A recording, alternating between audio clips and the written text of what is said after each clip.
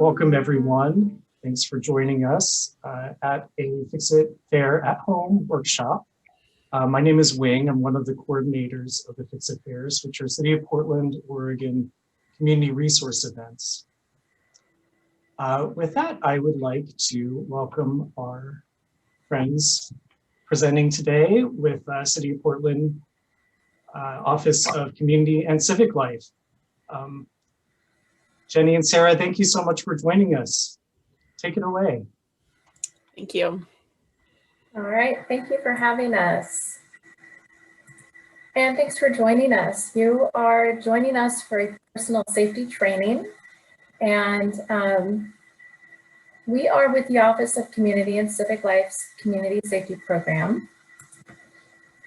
And just so everyone knows who's doing what, Sarah and I are co-presenting this training to you today, and she and I are also going to be sharing responsibilities of sharing our presentation. So we'll be switching back and forth throughout, and we appreciate your patience with us as we do that. So I'm Jenny, and Sarah is with us here. And we want to thank the Bureau of Planning and Sustainability for the opportunity to present at Fix-It Fair. And we do also want to acknowledge that online learning can be a new process for many of us. So we are committed to respecting everyone's learning abilities and just that belief that we're all doing our best as we move along through this online training. We also want to acknowledge that this is typically a very interactive training that we would be doing in person. Since we can't do that now, we have been offering this as a training online, and it is set up to be a 2-hour workshop that's very interactive. What we've done is condense this to 1 hour. We really want folks to take away some really good information. But if you do want to pursue a 2-hour workshop for your community group, please connect with us afterward, and I would love to schedule that for you. We also might be posting some information to share in the chat throughout the training. So be sure to keep an eye on the chat for additional information as we move along. So we'll just introduce ourselves real quickly here before we get started. Again, I'm Jenny Pullen. I've been with the Community Safety Program with the city, also known as the Crime Prevention Program, for almost 14 years. And I absolutely love the work that I do. I also have had the wonderful opportunity of being a volunteer personal safety instructor with Women's Strength, and that is a volunteer program through the Police Bureau. And Sarah, would you like to introduce yourself real quick? Sure. Good afternoon, everyone. My name is Sarah Berkmeyer, and I'm also a community safety coordinator with the Community Safety Program, Office of Community and Civic Life with the city. And I've been with the program about 3.5 years, and come from a background of working with domestic violence survivors and subsidized housing residents. And I'm really excited to be able to present this today in this format, and also, like Jenny, have a background in teaching in the Women's Strength program for the last 16 years. So I'm really looking forward to providing this information in an even greater scale today. And Jenny, I'll go ahead and share my screen so that we can get the PowerPoint up there. Great.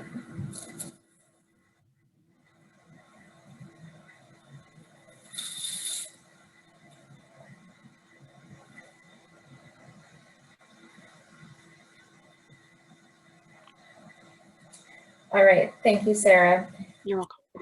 This is a partnership between Community Safety and the Strengths programs.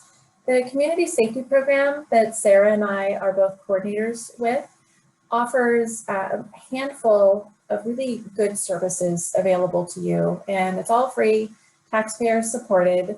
We provide trainings, which this is one of them, personal safety, but we also look at ways to help bring neighbors together through our Neighbors Together training. We also cover topics like emergency preparedness, traffic and pedestrian safety. We can also coach you on advocacy if you're wanting to get involved in maybe speaking to your legislators. So there's a real broad range of information that we can provide.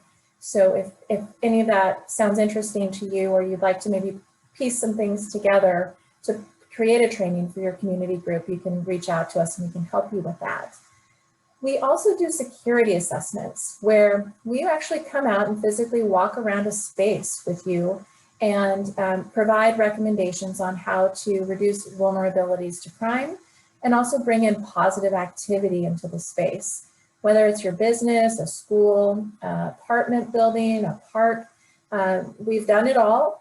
And that is something that during the pandemic, we're not doing that in person, but Sarah and I have certainly found some creative ways of helping folks by looking at photos and videos and having chats with people about their specific situations. So if you do have some security interests, reach out to us and we'll do our best to offer some help there.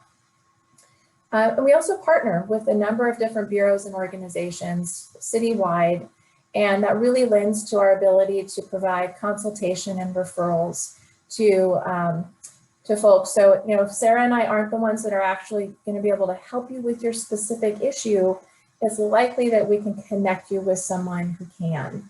So we can be a really good first stop for problem solving concerns that you might have in your area. This is also a partnership with the strengths programs, which Sarah and I are big fans of the strength programs. The Women's Strength and Girls Strength are two programs that provide trainings in free holistic self-defense citywide for women and girls. The programs are run by 2 directors and then a whole bunch of really awesome volunteer instructors. There's also a boys strength program. It's free violence prevention classes for boys. And then they also offer safety workshops, which is where Sarah and I get to help partner through our community safety program and offer free, non-physical, open to all members of the community trainings that are non-gender specific. So you're going to get a lot of goodies from us today. We're not going to cover physical skills, however. And again, all of this is free thanks to taxpayers. So we really appreciate that.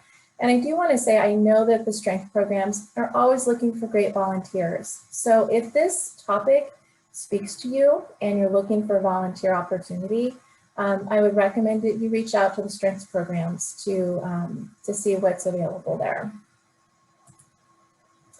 Today's training agenda, we're going to cover what ifs. So talking about situations that you might have on your mind, like what if this happens? What if such and such happens? What can you do to stay safe? We're also going to talk about the role that intuition and instinct play in our personal safety, assertiveness, and we're going to teach you the 3-step model of assertiveness, de-escalation skills, options for escape, upstander intervention, how we can help support others, and then we'll do a quick review and wrap up, and thank you for joining us. So Sarah's going to cover the what ifs, and I'm going to share my screen so that we can do that.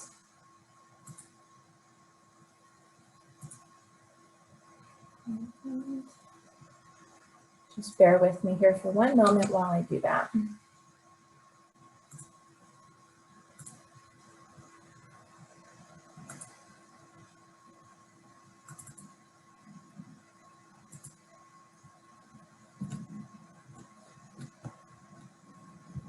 All right.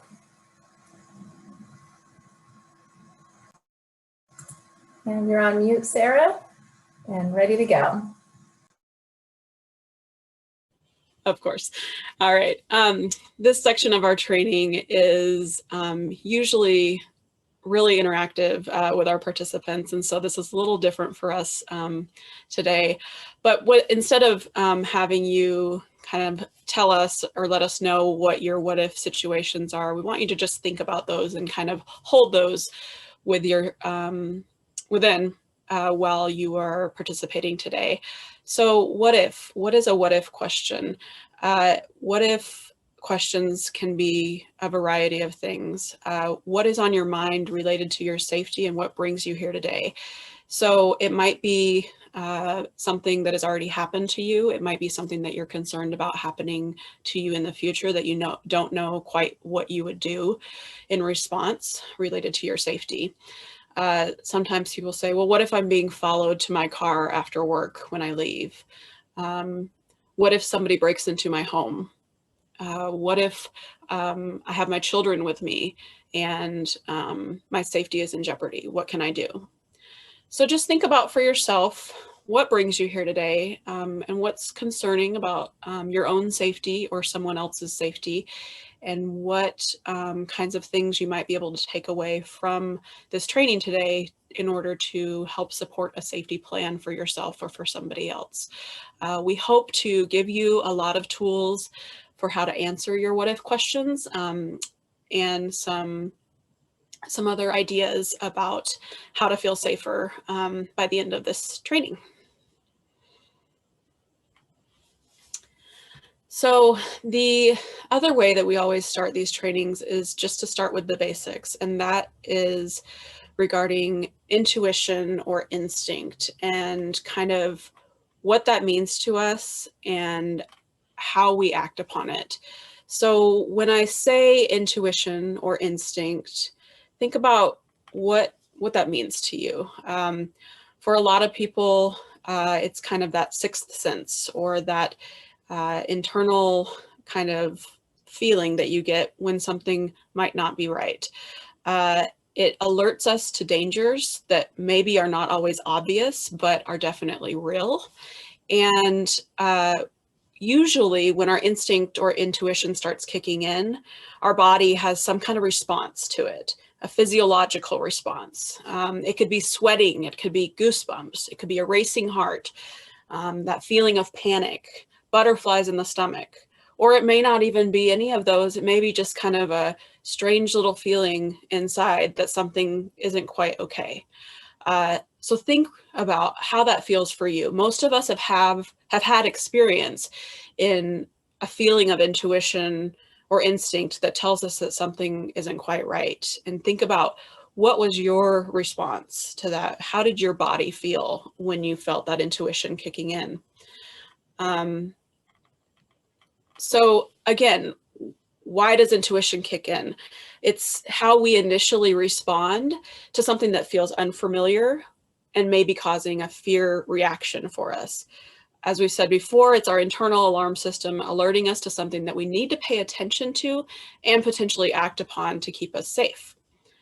So with intuition, there's also some risks to trusting it or even recognizing it. Going with your intuition sometimes means being willing to make a big scene or be embarrassed, draw attention to yourself, breaking social rules, being disliked. And so sometimes we don't act on our intuition because we're worried about those things. And it's really important to act on our intuition because, again, it's our first notification that something might be unsafe. And there are lots of different ways that we can act on our intuition, and that's what we'll be talking about throughout this training today. We also want to remember that sometimes we have a fear reaction repeatedly, maybe to a whole group of people or a certain group of people that look a certain way or a certain place. And if that's happening for you, think about it and why that is, and know that it is normal sometimes to have that kind of reaction. Sometimes this is connected to bias, and we all have bias in different ways. This is a risk of trusting intuition. So when you think about this ahead of time, not while you're in a crisis situation, you'll be better able to address that bias and figure out what your bias is about and when it starts coming into play. And you'll be able to then recognize and accept and act on what is your true intuition.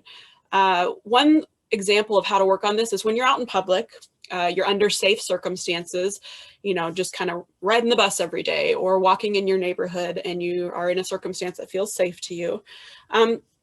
Consider your surroundings. Pay attention to the messages that are kind of playing in your head about the people that are around or the people that you choose to be close to or interact with. And are they consistently the same people? If you had to choose safe people among those people, who would you be choosing?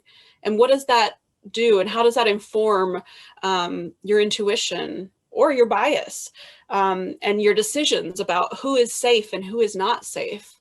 Is bias informing that? It's just something to consider. We also need to remember that sometimes we've had experiences of past trauma we've been bombarded, with messages from different kinds of media about what might be safe or unsafe.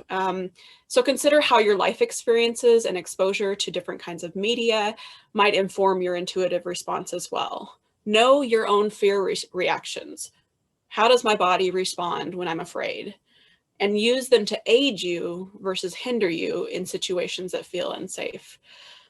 Also want to mention, and this has to do kind of with our little graphic that's on the screen, the big tiger. We're the only animals, that is humans, that process our instinct. So think about a predator and its prey, a fox and a rabbit.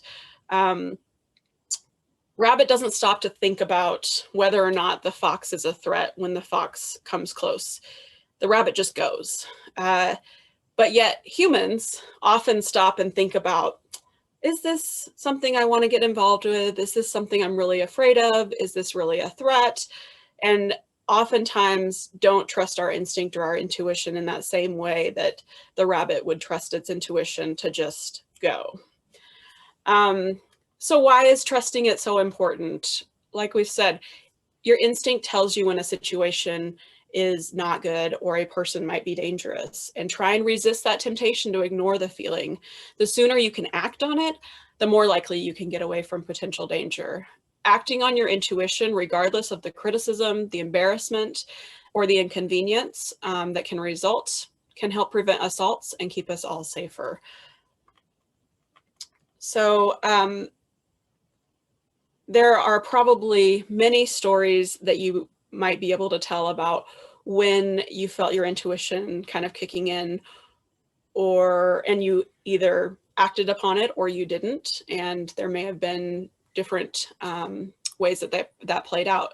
Oftentimes we may not act on our intuition and we actually end up being okay. However, we really want you to explore your own intuition and feelings of intuition so that it can help inform your decisions around your safety plan. All right, so I'm gonna have Jenny stop sharing her screen and I'm gonna share mine again.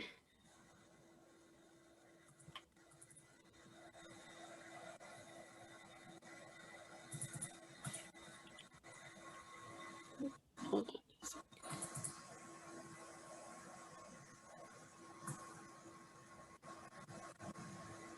All right, there you go. All right, thank you, Sarah. It does remind me of a time once when I was grocery shopping and I loaded up my groceries in the car and I was getting ready to back out, and I saw someone approach a woman who was elderly and was loading groceries in her car. And I quickly observed that she had her purse sitting in the cart open, and she was distracted by loading up her vehicle with her groceries. And the person approaching her, I had seen earlier approaching other people in the parking lot. My intuition just kicked in. Now, sure, there was a chance maybe she knew him, but my intuition said, this looks like a situation that could be unsafe for this person. So I just, before I even knew it, I had gotten out of my car and I went over and I stood between her and the person and I intervened. And it was an intervention of sorts, and asked how I could help. And she was very appreciative because she didn't know him, and he was asking for money, and she was very uncomfortable. And so that was a situation where my intuition just kicked in, and there was a risk that maybe I had could have offended someone, or maybe I got the situation wrong. But in that situation, it was a good choice to make. So you really just have to think about the situation and go with how you're feeling.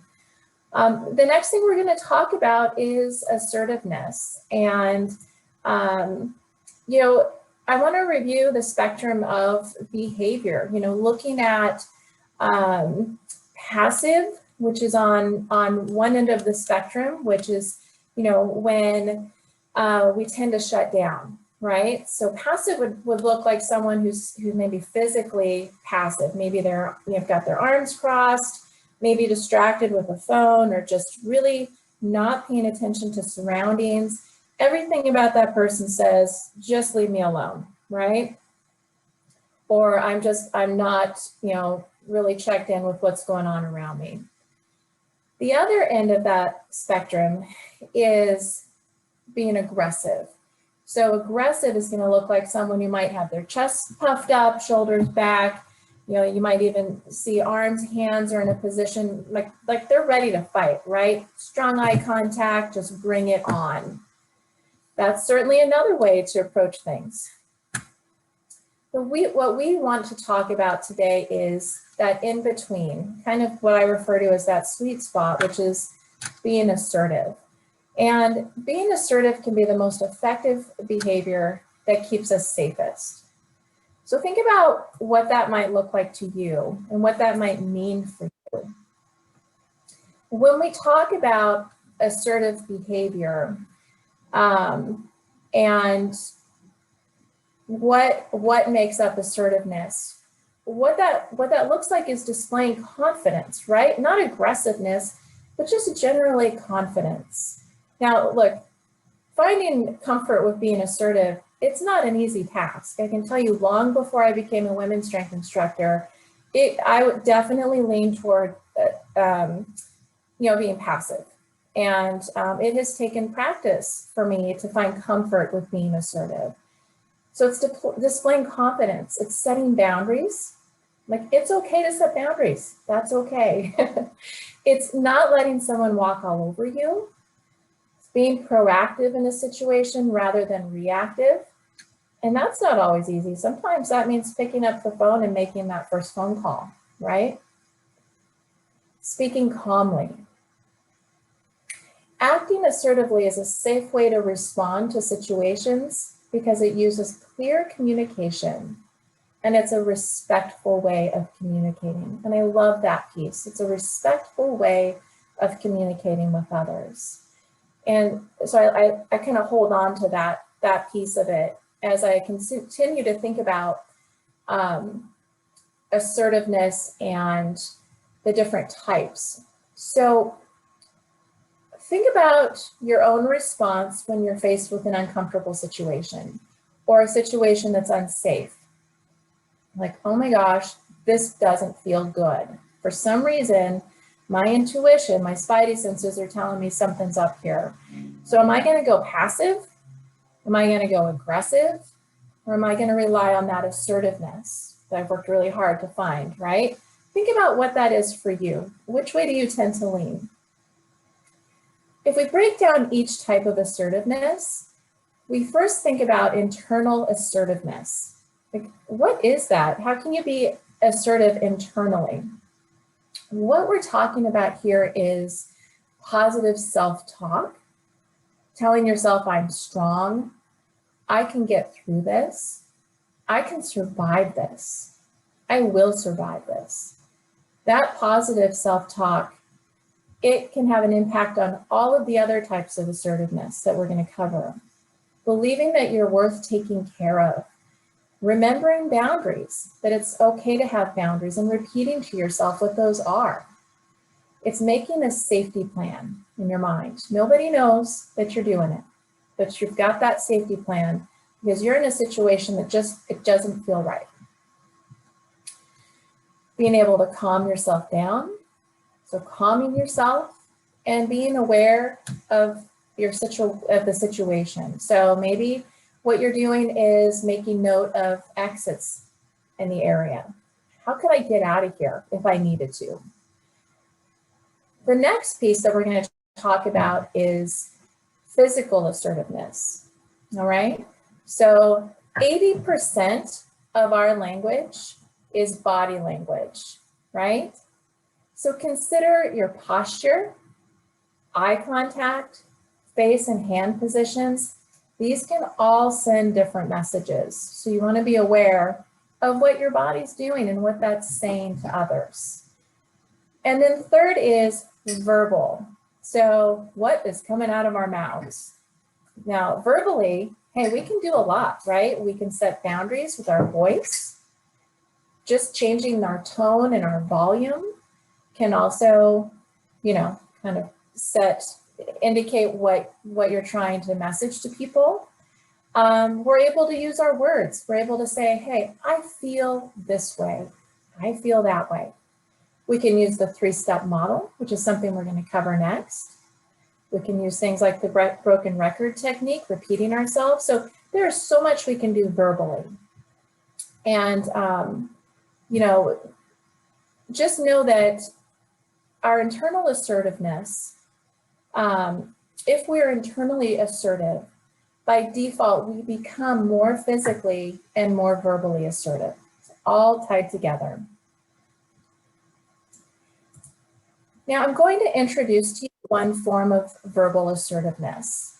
There are many ways of being assertive, so please note that the model that we use, this is really for lower level boundary setting scenarios where physical violence is not a risk. You know, we're talking about setting boundaries with people you're probably going to see again, people that are in your life. Maybe it's a neighbor, maybe it's a family member. So this is real low level boundary setting. But I got to tell you, sometimes it can be really hard to set a boundary with someone. And this gives you a really great tool to do it. It's really empowering. It can be adapted in many different situations. And now usually we teach the 3-step model with our group that we're teaching, and we have everyone stand in a circle, or we have them pair up and practice this. So we can't do that during a virtual training. So Sarah and I will each demonstrate with you what the 3-step model is like. And we would encourage you to practice it. Practice, practice, practice. The more you practice, the more likely the skills are to come naturally to you when you want to use it, when you need to use it. So the 3-step model of assertiveness begins with 1, name the behavior. So what is happening that you don't like or is making you uncomfortable and you want to change? So name it. 2 is frame it. So we're going to set a boundary around that. We're going to indicate why it's not working for us. And 3 is change it. So let's talk about what we can do to change that. We're going to actually tell the person what they can do to change it. I'm going to use an example of someone who's standing too close to me. This happens sometimes, especially with physical distancing right now to keep us all safe. I'm going to pretend I'm at the grocery store and someone is in line and they're too close to me and they're not respecting physical distancing guidelines, okay? So if I were to use that 3-step model, we'll just say Sarah is standing too close to me. I'm just going to say, excuse me, you're standing too close to me and it's making me uncomfortable. Can you take a few steps back, please? Sure. So I've named the behavior, which is they're standing too close. I've framed it, said it's making me uncomfortable. And then I've indicated what they can do to change it. Can you take a few steps back? And I said, please. It's okay to be kind in using the 3-step model, right? But notice that there are some things I didn't do. I didn't criticize the person. I didn't say, hey, you're really creeping me out, or you're a jerk because you're too close to me, right? I'm not criticizing the person whatsoever. Really, I'm criticizing the behavior is what I'm doing. What you're doing is not working or not making me feel safe. Can you change it? And there's certainly other ways to use this example. So Sarah's going to go ahead and do the 3-step model with me. Excuse me, you're standing really close to me, and during the pandemic, that makes me feel pretty uncomfortable because I'm at high risk. Can you take a few steps back, please? Great. So that's another great example. Something else that you can do is offer a different solution. Maybe I want to say, hey, you're standing too close and I'm not comfortable. I'm going to take a few steps back just to let you know. So maybe the option to change it is on you. I mean, that's up to you. There's other things you could do. You could even move away. Maybe you decide the 3-step model isn't going to work for you in that situation. So you decide you see an opportunity to move over to a different line. And that's an option of escape that we'll cover a little bit later in the training. So you have a lot of different options. But what's great about the three-step model is it removes that criticizing the person and just focuses on the behavior and presents solutions. Also, you don't want to leave a step out. The second step of framing it is where you explain why it's not working. And if you leave that out, they're likely to just continue the behavior. So thinking beyond, some standing in line and interacting with a stranger, but maybe it's with someone you see in your life, a neighbor, a family member. It's a behavior that might continue unless you really say, this isn't working and this is why. So that's something to consider as well. All right, so that's our three-step model. Definitely practice that. Something else I didn't mention that I think I'll mention now, Sarah, is that this whole slide presentation, we can send it to you afterward. Just request it and we're happy to share it. So don't feel like you have to memorize this information as we go along. We really want you to just practice and listen as we share with you. All right, so we're going to move in next to de-escalation, and Sarah's going to be covering that. And I'm going to share my screen here once again. And here we go.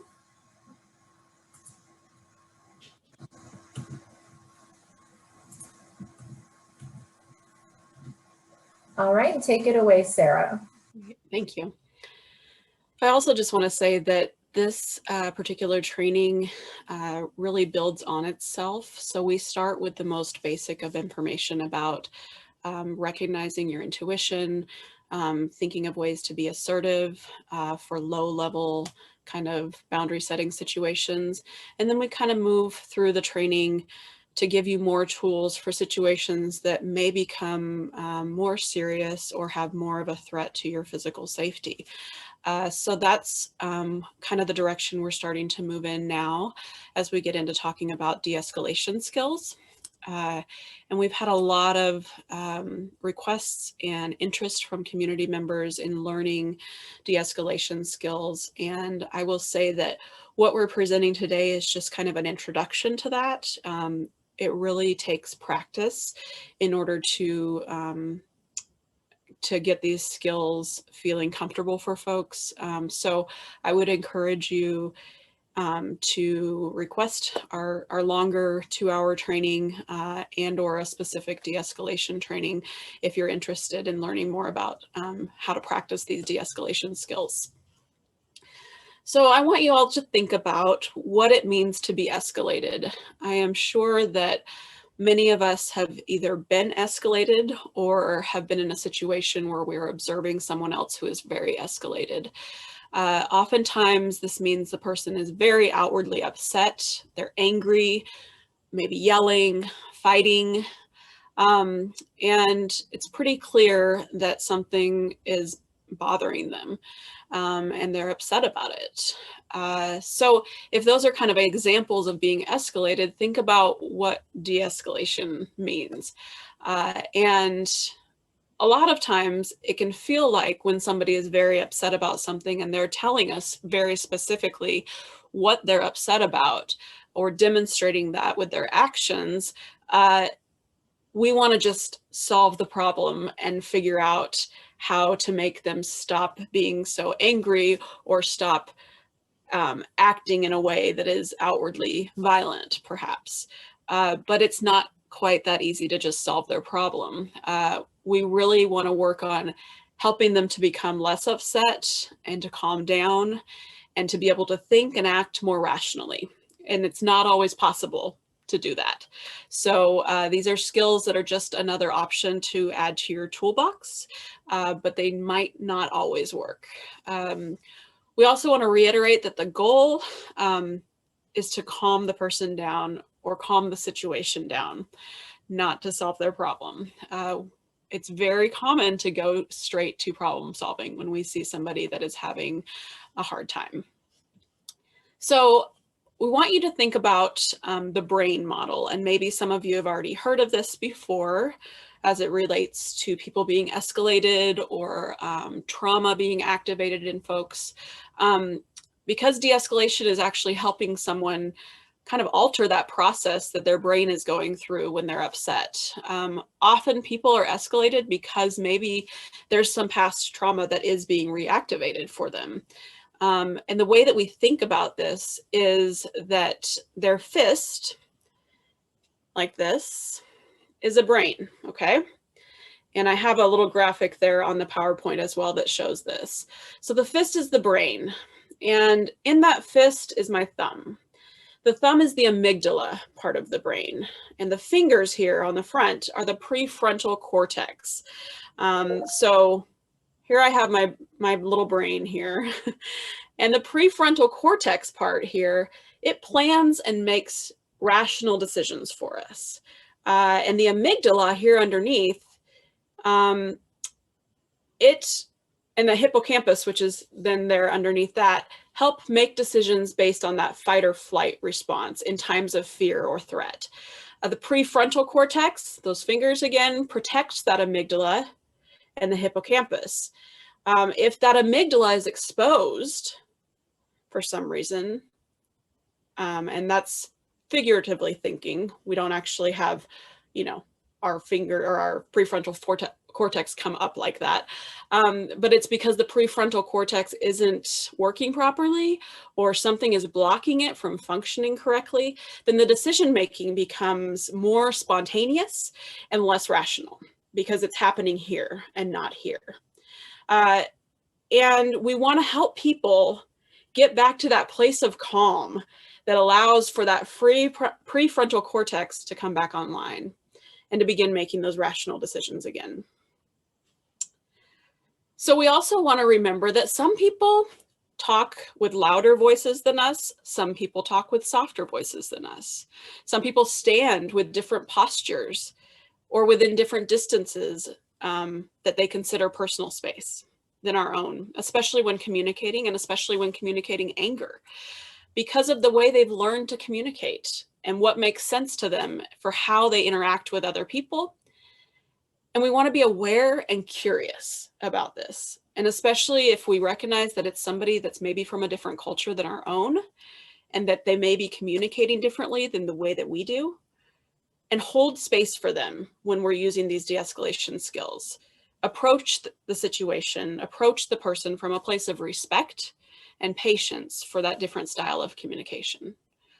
We also want to consider that someone's appearance of being escalated may come from their trauma experience. I said this before. In order to help them de-escalate, acknowledging and respecting that a person may be experiencing a trauma experience, or excuse me, a trauma response, may help the de-escalation experience be more trauma informed and more successful for everybody involved. So when we're de-escalating somebody, the first step is to de-escalate yourself. It's very common when we come across somebody else that's upset or they come into our physical space for us to get escalated as well. So we have to calm ourselves down first. And it seems like, oh, that's easy enough, right? But it's not. It's not a natural reaction when somebody is kind of invading our space in our emotional safe place. So calm yourself down through various different ways. You can do deep breathing. So everybody who's on this, even though we can't see you, go ahead and just take a deep breath.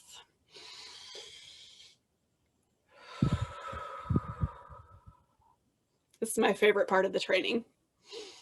Do a body check-in. What's your posture look like? Are you tense? Are you clasping your fists? Are you gritting your teeth? Is this bringing up some kind of trauma response for you? How can you address that? Use your positive self-talk that Jenny talked about. I'm going to be okay. I'm going to get help. I want to help this person. All of those things can help you go into de-escalating a situation and have more success in the end. So once you have found that initial place of calm for yourself, you can begin to start thinking about the different forms of assertiveness that we've talked about and how to utilize them to help calm that other person down. And we're going to start by talking about physical assertiveness. So again, physical assertiveness involves that confident but calm, sincere and alert body posture and facial expressions. It involves making eye contact, but with a soft gaze. So we're not staring at somebody. We're looking at them and we're looking away, and we're looking back at them to let them know we're present with them. We want to keep our facial expressions as neutral as possible, right? We may think that what they're talking about is completely ridiculous, and it may be even something we almost laugh at or makes us really upset. And we want to use a trick to keep our face neutral. And so that trick is taking the tip of your tongue and putting it on the roof of your mouth. I know everybody's already trying it, even though I can't see you on camera. It makes it hard to laugh. It makes it hard to make an angry face. And it also makes it difficult to talk. So it helps us keep the focus on that person who has escalated and keep presence with them. We also want to keep body movements slow and position ourselves for safety. So keeping yourself close to exits and behind physical barriers like a table or a door if necessary. Think about what you do when you're nervous or anxious, because de-escalating somebody can bring up some nerves for us. Try to reduce whatever type of fidgeting you might do when you're nervous or anxious. Finally, try to remove the power position that might exist and the power differential that might exist between you and the other person. So if somebody else is sitting down, don't stand up quickly or stand over them. Or if they're laying down on the ground, can you get down at their level to talk to them? Depending on your physical stature, imagine how this may feel for someone who is of smaller stature and is escalated.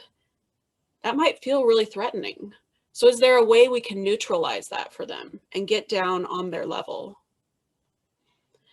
Internal assertiveness, when we're talking about de-escalation, refers to the things that we can do internally. And Jenny spoke to this earlier, to bring our own calm to a situation and help that escalated person begin to calm down.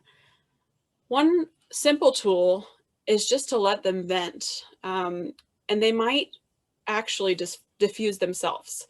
So it might only take a few minutes. It might take more. So if we have the time to be able to let them just kind of get it out, we might find some more success in helping them calm down. Continue to use the positive self-talk and breathing to keep your own calm. When we use verbal assertiveness as a de-escalation tool, we're talking about, again, what we do with our voice and our words. We want to keep our voice low, firm, slow, and even. So when someone else is very upset, and especially if they're yelling at us, again, our tendency might be to yell back or to go right up to that level. For many people, it's our natural defense mechanism. And so try to resist that tendency to yell and instead keep your voice at a neutral level. Use short, simple sentences, including basic, easy to understand concepts and words. Establish connection with the person and validate their experience. Say things like, I understand. That sounds incredibly difficult. I'm so sorry you experienced that. I've been through that too. These can help an escalated person feel connected and heard. Listen actively by using simple statements like, yes, wow, I hear you, while nodding and staying present.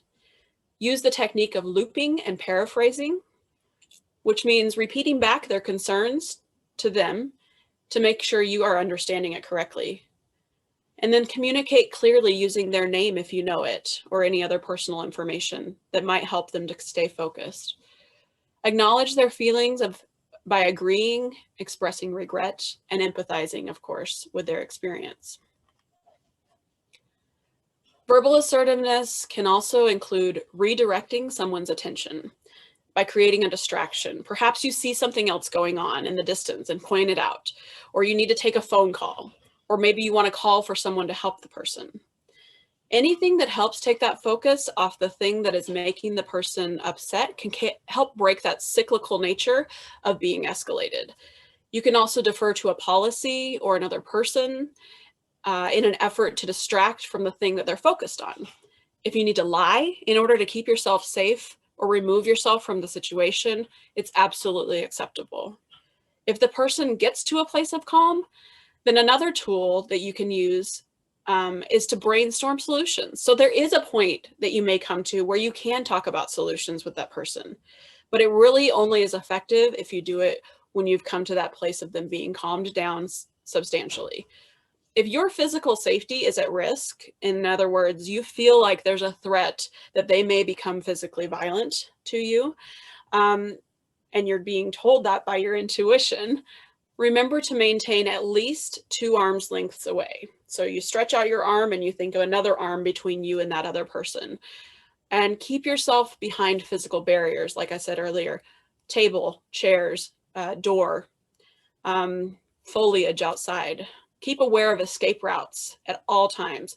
How can I get out of here if this turns into violence?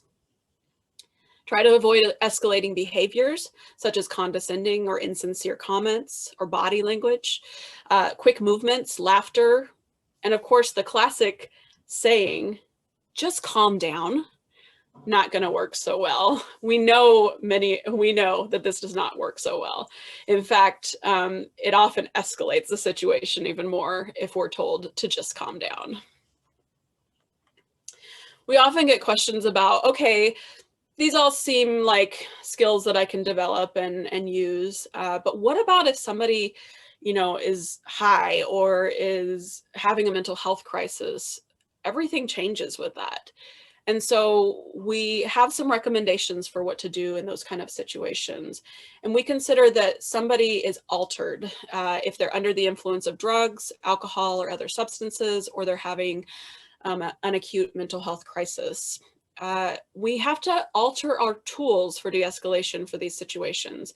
It's important to gain distance immediately. So create that space between you and the other person more than 2 arms lengths away. Maintain awareness of what your intuition is telling you. If your intuition is saying, I can't handle this, I don't know what to do, I need to get help, I need to go, you get help. Remember, negotiating may not work so well because their conflict resolution skills may be lessened when they're altered. You may have to repeat your words many times for them to understand what you want them to do. You have to use directives such as, if I'm going to be able to help you, I need you to stop yelling and throwing things at me so that I can hear you clearly and feel safe. Acknowledge the reality that is theirs. So it may not be your reality, but we can acknowledge feelings and encourage them to find a space that feels safer for them. For example, maybe they're yelling, all the fire hydrants want to kill me. Acknowledging how scary that is and how scary that must feel, and that you want to help them and not hurt them, and moving away from any fire hydrants that are around to help them feel validated and in a safe space. Remember to breathe, especially as you're trying to de-escalate a person who is altered. Keeping yourself calm and focused is extremely important. And always call for help. If you can't do it on your own, it is okay to call for help. And help can look like a lot of different things. It could be calling a supervisor, calling a family member, a colleague, a crisis line, 911, non-emergency. Find the help that you need if you feel like you can't do it on your own.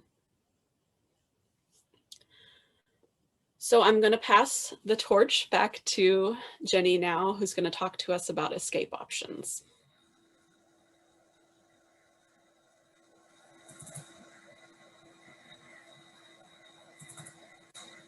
All right, thank you, Sarah.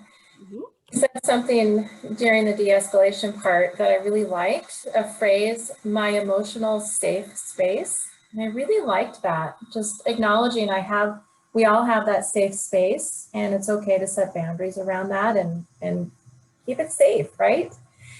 So with de-escalation, I couldn't help but think about communicating with my small children through that whole section. You know, I can yell right back at my little ones if they're screaming at me, but taking that deep breath, getting down on my knee at their level and speaking with them calmly makes all the difference.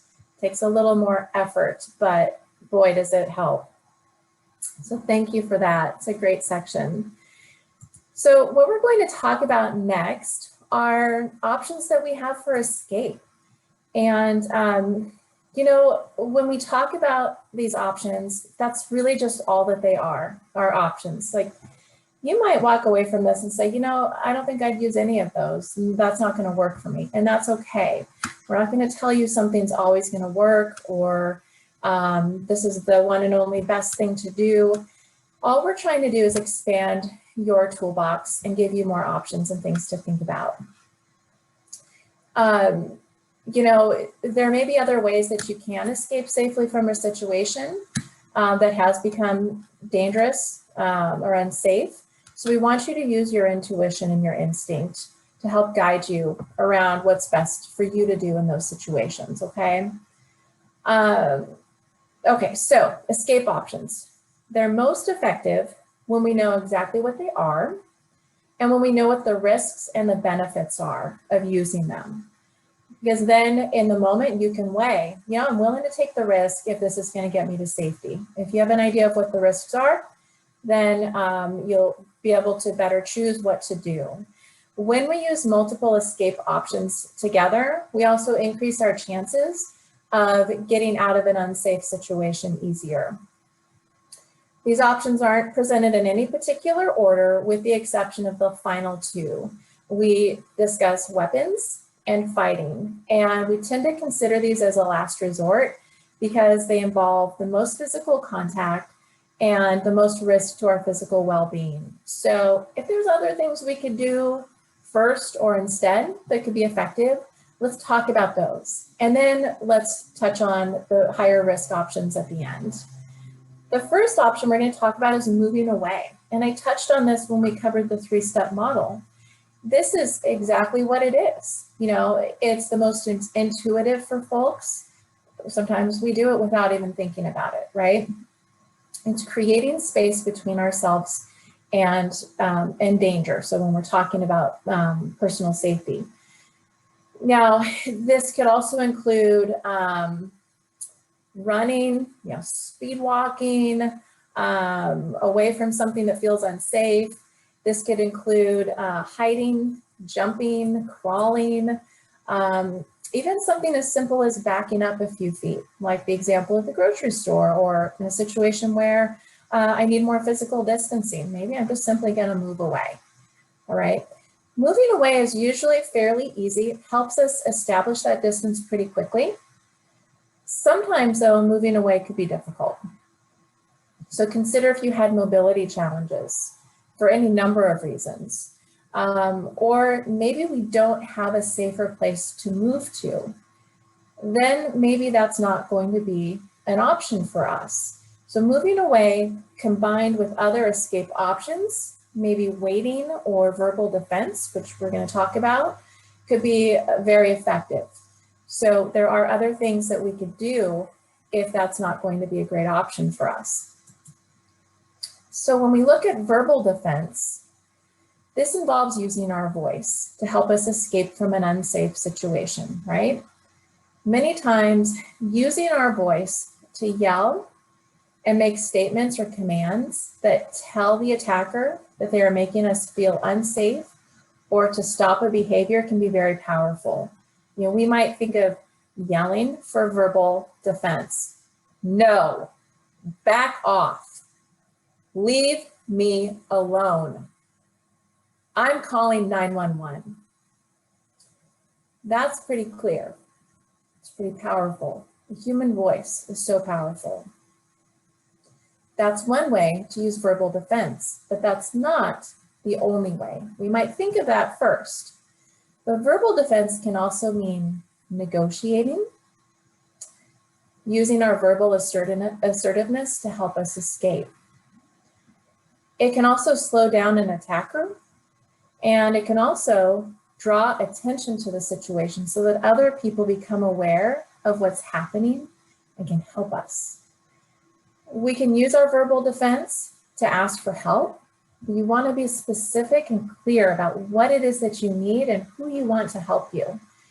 So an example would be if you are in an unsafe situation, say there's an attacker and you need help, find someone, maybe it's a person that you see walking by. You can say, hey, you in the red shirt, call 911. I'm being chased or I'm being attacked. So being as specific as you can and drawing on a specific person if you can.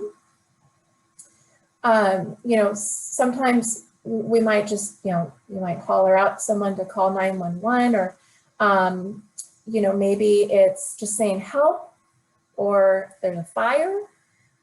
These can certainly draw attention, but it can also be too general and too misleading. So we really want to make sure that we're getting the help that we need. When you call fire, I think people tend to probably run away because they think there's a fire, right? So we want to be specific if we can. Now, this might seem obvious, but as we talk about it and you internalize it and think about it, hopefully if there's ever a time when you need to, it comes naturally to you to call out a specific person to help you. Verbal offense can also escalate a situation, can make things worse, especially if we know the attacker. So if we don't have a strong or a loud voice as well, or maybe out of fear or because of maybe a disability, and we can't use a loud voice, you can also replace that with a personal alarm of some sort, a whistle. If you're good at whistling, you could do that. Find ways to make noise, draw attention to the situation. But nothing communicates strength stronger than the human voice, especially when it's empowered and assertive. Unexpected behavior, as a women's strength instructor, I tell you, if we were to all be in a room together and come up with a master list of unexpected behavior, you're sure to see things you would never have thought about, right? It's about getting creative. It's an option that creates surprise to an attacker and often buys us some time to use other escape options. Unexpected behavior can look like many different things. It could mean simply moving from the sidewalk to the middle of the street as you're walking. It can mean yelling and moving away when it's expected that you're going to be quiet and you're going to submit to an attack. So it's doing something that's unexpected. Unexpected behavior gives us the opportunity to be creative and create a distraction, but there are also some risks to doing that. It can include escalating the situation, or if the behavior doesn't bring enough of a surprise or a distraction, especially when an attacker knows us, it may not buy us the time that we need. So just know that you want to be 110% committed to it. Also, if we're focused too much on that sort of creative, invented, unexpected behavior, we might lose awareness of safety risks and other options that we could be using in that situation. Waiting. Waiting is an escape option. What are we talking about here? Waiting. We're talking about the active choice to wait. And that's what it is. This is a choice that you have. Waiting is one of the most misunderstood and misinterpreted of the escape options. It's exactly what it sounds like, though. It's waiting for help. It's waiting for an attacker to be distracted. Maybe it's just waiting for someone to walk by that we can get help from. Waiting could be minutes or days. In the case of intimate relationships that are violent, it could mean waiting for years to leave and find safety.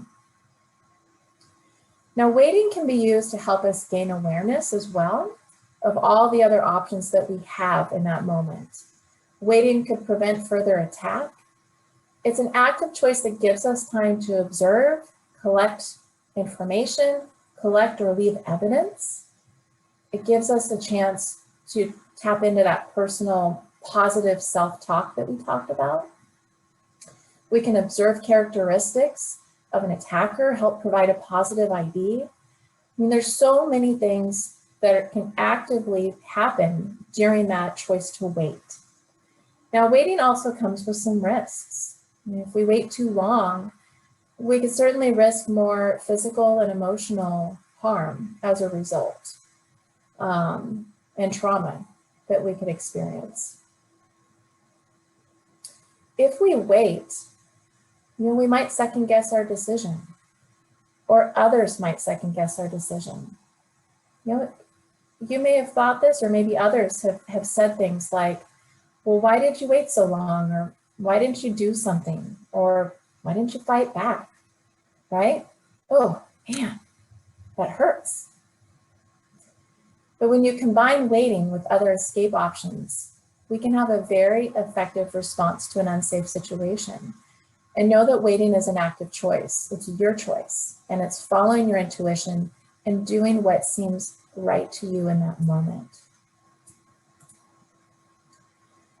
Now, when we look at the option to use weapons, we want to consider weapons to be in two different categories. So you have conventional, traditional weapons.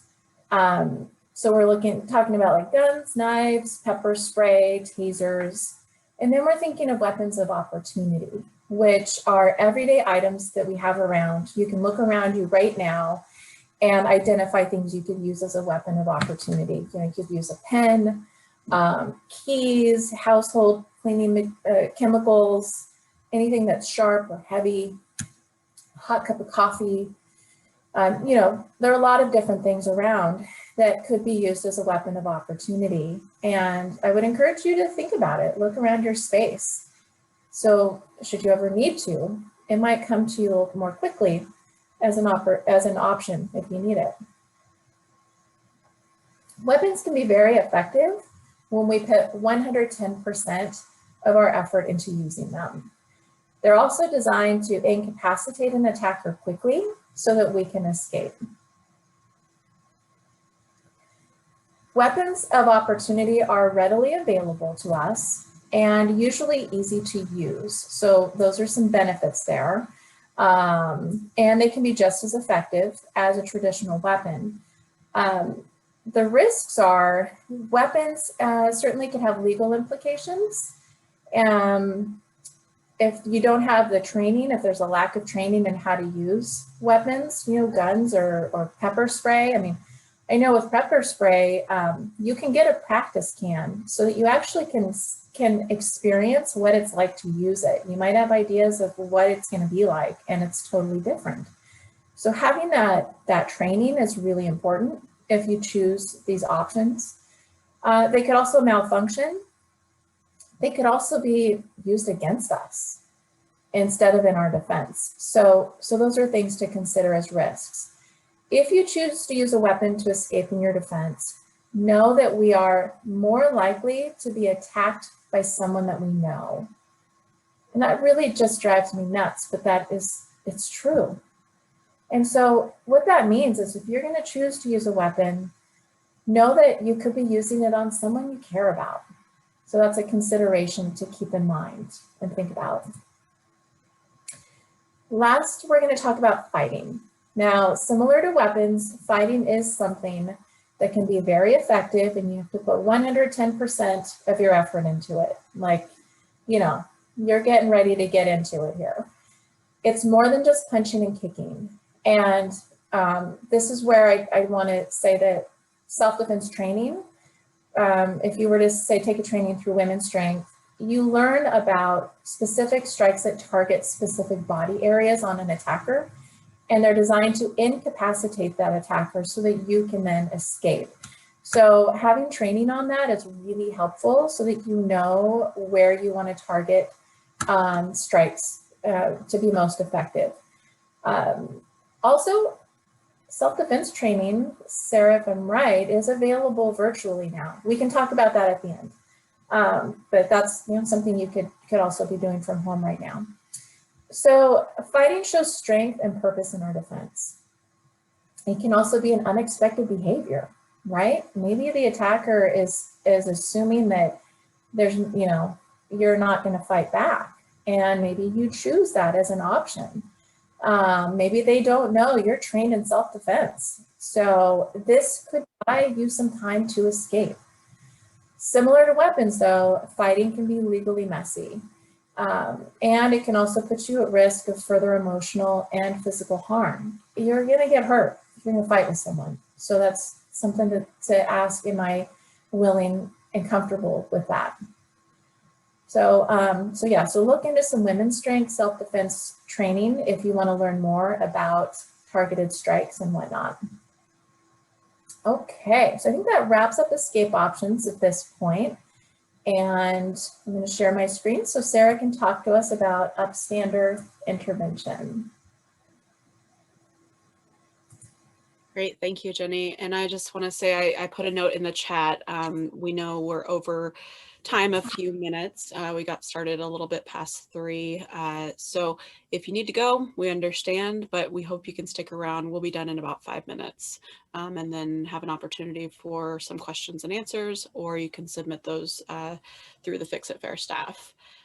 All right, so we like to talk about upstander intervention because it is something that people often have a lot of questions about and are wondering about what they can do when they observe somebody being verbally violent or physically violent to somebody else, and kind of what we can do to get involved, but also keep ourselves in a safe place. So when we start to talk about upstander intervention, we ask people to think about how you identify your authentic self. So who is your real self and how do you identify as that? Sometimes it's your gender identity, sometimes it's your racial identity or your cultural identity. Sometimes it's the disability that you have and that's how that you identify yourself. Think about whether or not you are able to hide that authentic part of your identity in public and how that feels. Not everybody can hide their authentic self in public. If they are required because of their religious beliefs to wear certain kinds of clothing, if they are a certain race, if they have a certain way of gender expression, you can't hide that necessarily in public. And it may be something that people are more at risk of being targeted for when they can't hide their authentic self. So when we decide to act as an upstander or an ally for somebody, we agree to share the risk of that situation with that person who is being primarily targeted, perhaps because they're unable to hide that authentic self. We're not expecting people to take on an entire unsafe situation alone. We're encouraging people to see how they can get involved and recognizing the risk that comes with getting involved, and in order to reduce that overall impact to everyone that's involved. Kind of the idea that more people that get involved, the more likely the situation is to come out in a safe way.